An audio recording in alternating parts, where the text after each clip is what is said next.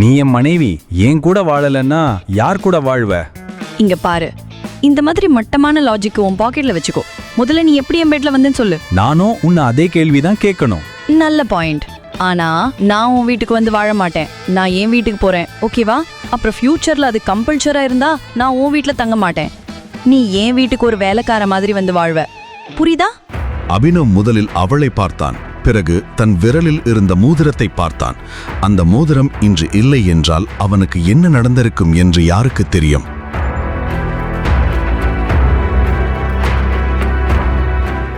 மறுநாள் காலை அபினவின் அலாரம் ஒலித்த போது அவன் அதே கனவை மீண்டும் கண்டு கொண்டிருந்தான். அலாரம் சத்தத்தை கேட்டு அவன் திடுக்கிட்டு எழுந்து தன் படுக்கையில் அமர்ந்தான். எழுந்ததும் இத்தனை வருடங்களுக்கு பிறகு தன் தந்தையின் நிறுவனத்தை உயிருடன் வைத்திருந்ததற்காக அவன் முதலில் அக்ரமுக்கு மனதார நன்றி கூறினான். அபினவ் படுக்கையிலிருந்து எழுந்து வேலைக்கு தயாராக ஆரம்பித்தான். அக்ரமின் கூற்றுப்படி அவனது டெலிவரி பாய் வேலை அவனது அடையாளத்தை மறைக்க மிகவும் உதவியாக இருக்கும். அபினவ் அக்ரம் கொடுத்த செக்கை தன் பாக்கெட்டில் வைத்துக்கொண்டு வீட்டிலிருந்து கிளம்பினான். 1 மணி நேரம் கழித்து அவன் தன் பைக்கில் அலுவலகத்திற்கு வந்து காரிடாரில் நடந்து செல்லும்போது பின்னாலிருந்து ஒரு குரல் கேட்டது. முழு வீடியோவை பாக்கெட் FM தமிழ் யூடியூப் சேனலில் கண்டு மகிழுங்கள்.